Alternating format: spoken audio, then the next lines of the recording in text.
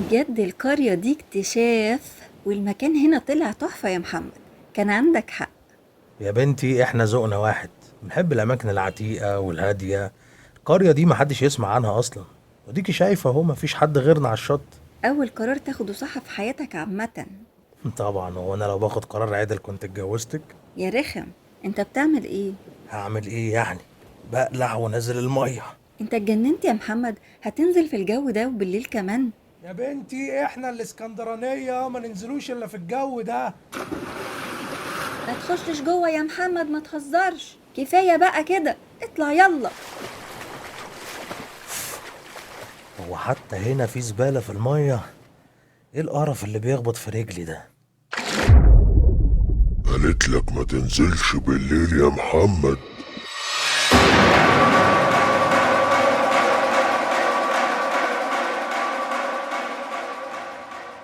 رغم جمال البحر إلا وإن الخوف منه واجب. بيقولوا البحر غدار ملهوش كبير، بس الغدر ده من صفات البشر، وغدر البشر بحر ملهوش آخر.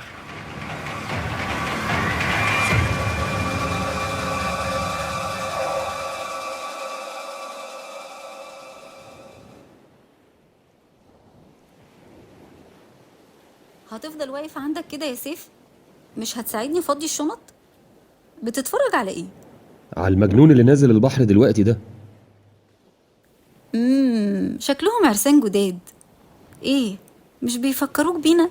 انا مش عارف ايه حكاية الذكريات معاك اليومين دول، ومعرفش ازاي اقنعتيني فجأة اني اخد اجازة من الشغل ونبقى هنا في المكان اللي قضينا فيه شهر العسل من 8 سنين. لا، ونيجي كمان في الشتاء وحتى ما ناخدش العيال معانا. ان يكون عاوزة نقضي وقت مع بعض لوحدنا زي زمان، دي حاجة تضايقك؟ لا طبعا يا حبيبتي، انت عارفة اني ما بقدرش ارفض لك طلب، وانت بتستغلي ده كويس طول عمرك. طبعا عارفة، وما تقلقش، هما يومين بس بعيد عن الناس والشغل، وبعدها كل حاجة هترجع زي الأول وأحسن كمان.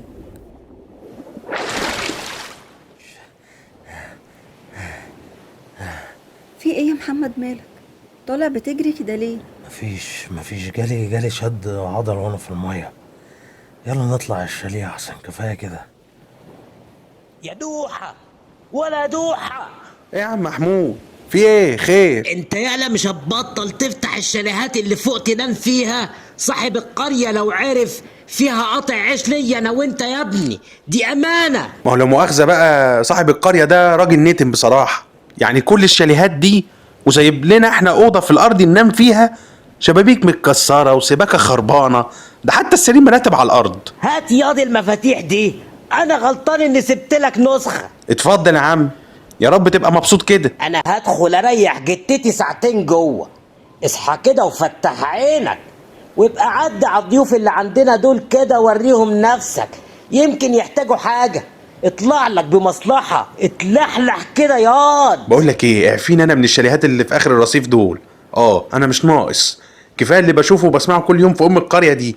وبعدين هم يعني ما لاقوش غير هناك ويقعدوا؟ ياد ما تبقاش جاحد، احمد ربنا ان جالك ناس تأجر في وقت زي ده.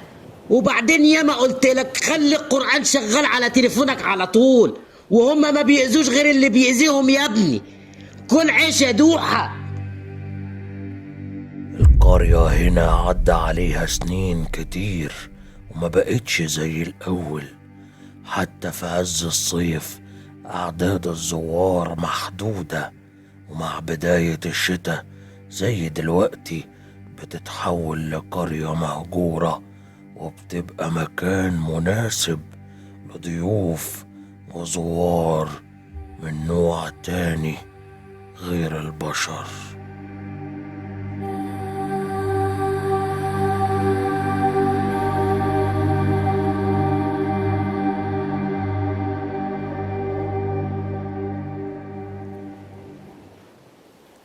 هو أنت بجد هتنام دلوقتي يا سيف؟ هاجر، هو انت مش ملاحظة اني كنت في الشغل النهاردة الصبح عادي، وبعد الشغل على طول سايق بيكي كل الطريق ده لحد هنا؟ طبيعي جدا انام يعني. عندك حق يا حبيبي، أنا أسفة. ارتاح وبكرة ننزل ونسهر براحتنا. انت مش على بعضك من ساعة ما طلعنا على فكرة. انا عارفاك لما بتكدب عليا. هكدب عليكي في ايه بس يا رحمة؟ لما قلتلي ان جالك شد عضل وطلعت بتجري من البحر. محمد انت شفت حاجة في المية خوفتك صح؟ هو شكل كده كان عندك حق بصراحة، ما كانش لازم انزل المية بالليل يعني. يا لهوي، يعني شفت عفريت بجد؟ الله، احكيلي والنبي. انت عارف اني بحب الحكايات دي قوي. هقولك، استنى اقوم اعمل حاجة نشربها ونطلع البلكونة نطفي النور وتحكيلي. الله، شفنا عفريت. متجوز طفلة تعبانة في دماغها. والله شكلي هسيب المكان المقرف ده قريب، يا هقتل عم محمود. حتى ما هنش عليه يلم الكراسي والعدة ورا الناس. وايه فناجين القهوة دي؟ نسيوها هنا ولا ايه؟ دي مش من العدة بتاعتنا، وشكلها قديم كمان، مطربة والبن جواها متحجر. سيبهم مكانهم. الله أكبر، انت مين؟ مين اللي بيتكلم ده؟ انا مش شايف حد. متمدش ايدك على حاجة الناس وامشي امشي. حاضر حاضر، أعوذ بالله أعوذ بالله. يعني انت ما شفتش الحاجة اللي مسكتك من رجلك دي؟ ما شفتش حاجة يا رحمة، انا زقيتها وبحط راسي في المية اشوف ايه ده، سمعت صوت غريب في وداني طلعت اجري. قلتلك بلاش. انا على طول بسمع في القصص ان الجن بيسكن في الصحراء وفي البحر، خصوصا في البحر بالليل. ايه ده؟ ايه الصوت ده يا محمد؟ معرفش، ده جاي من البلكونة اللي جنبنا. يا لهوي، يكون العفريت جه ورانا هنا. استني بس نشوف فيه ايه. محمد انا شايفه خيال اسود بيتحرك. لا لا لا لا والنبي، تعالى ندخل جوه. انا اسفه، ما اقصدش اخضكم، انا اسفه. يا ست حرام عليك، احنا قلبنا كان هيقف. في إيه يا هاجر؟ ايه اللي بيحصل؟ مفيش يا حبيبي، انا طالعه البلكونه بتسحب عشان ما اقلقكش، ولقيت اللي بيصوتوا. حصل خير يا جماعه، احنا بس ما كناش نعرف ان في حد هنا غيرنا. ولا احنا كمان نعرف. عموما احنا بنعتذر لحضراتكم. مفيش داعي للاعتذار، اتفضلوا. وانتي خشي قدامي يا فضيحة. في ايه؟ هي اللي خضتني.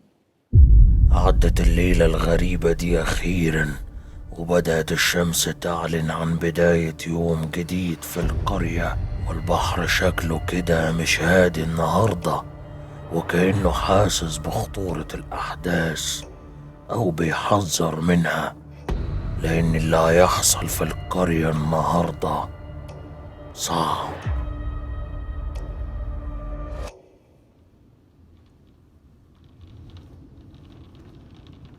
قوم يا زفت انت، ادي اخرة اللي يعتمد عليك كده، تسيبني نايم كل ده واصحى كمان الاقيك نايم جنبي. يا عم محمود، انت نايم ولا حاسس بحاجة؟ ده انا كنت هموت امبارح.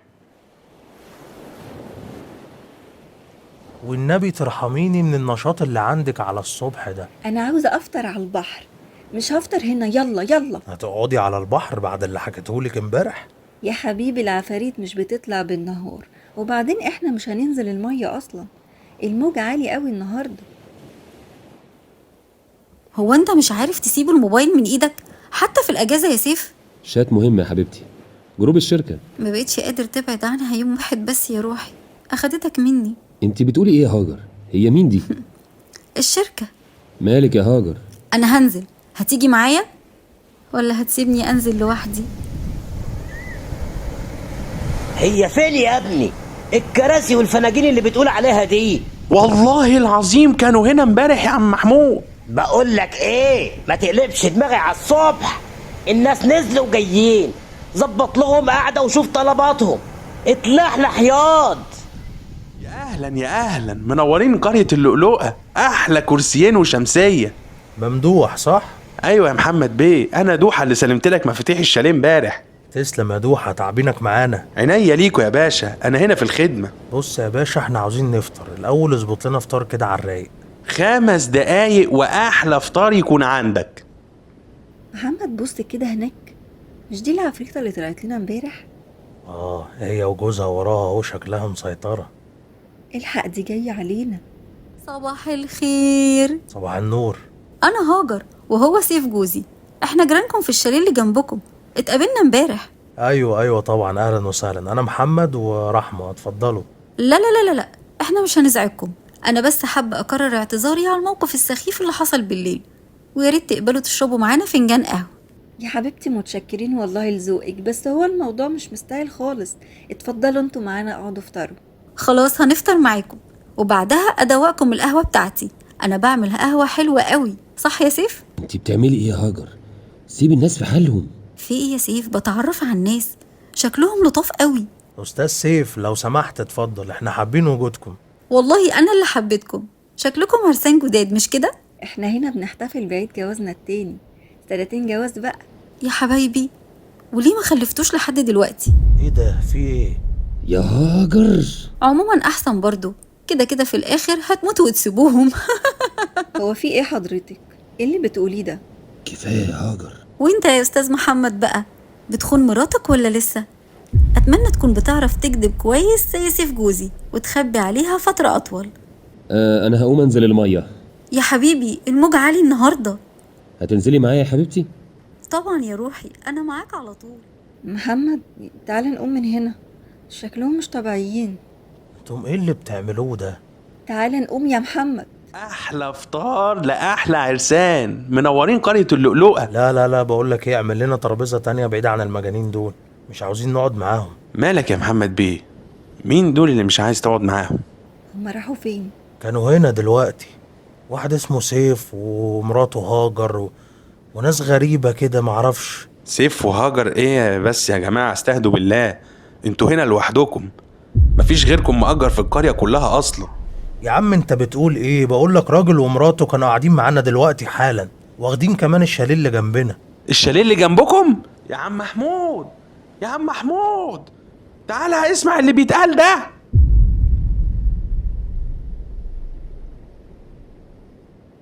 عجبتك القهوة يا حبيبي؟ اه طبعا يا هاجر، انت عارفه بتعجبني قهوتك. عارفة، عشان كده حضرتها لك قبل ما ننزل ونشربها هنا مع بعض. هو ايه الكلام اللي انت كنت بتقوليه فوق ده يا هاجر؟ انت فاكراني كنت بتكلم مع واحده صح؟ على فكرة هلا كمان مش بتعرف تعمل القهوة اللي بعملها، صاحبتي بقى وانا عارفاها. وانا مالي انا بهالة صاحبتك وقهوتها؟ انا مش فاهمك. يا حبيبي، هو انت كنت فاكر بجد اني مش هعرف؟ عارف بس المشكلة فين؟ اني كنت مصر قوي انك تتوسط لها عند مديرك عشان يشغلها معاك في الشركة، واتاريني كنت بعرفكم على بعض وبقربكم اكتر. بس انا معذورة برضو، هلا دي عشرة عمري، ما توقعتهاش خالص. انا كنت هقولك يا هاجر. ولا توقعتها منك انت كمان يا سيف، انت كمان عشرة عمري وحبيبي اللي كنت طول الوقت بتخيل حياتي معاه. بس للأسف انت بوظت الحياة دي يا سيف خلاص. ايه دي يا هاجر؟ نتكلم بعدين، انا تعبان دلوقتي. معلش يا حبيبي، التعب هيروح دلوقتي. انا زودت الجرعة لينا احنا الاتنين في القهوة علشان ما نحسش. انت عملتي ايه يا مجنونة؟ عملتي ايه؟ ما قلتلك يا سيف، انت بوظت حياتنا خلاص. ودلوقتي يا حبيبي هنروح انا وانت لحياة تانية مع بعض، نبدأ فيها من جديد.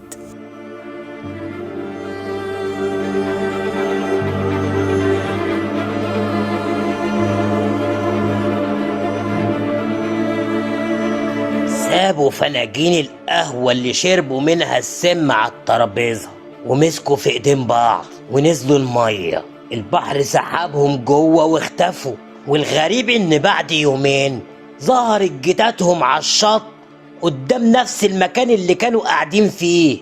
الكلام ده حصل من سنين، والجماعة دول انا فاكر فعلا انهم كانوا واخدين الشاليه اللي جنبكم. يا لهوي علينا. يعني اللي كنا بنشوفهم وبنكلمهم كل ده اشباح، ناس ميتة؟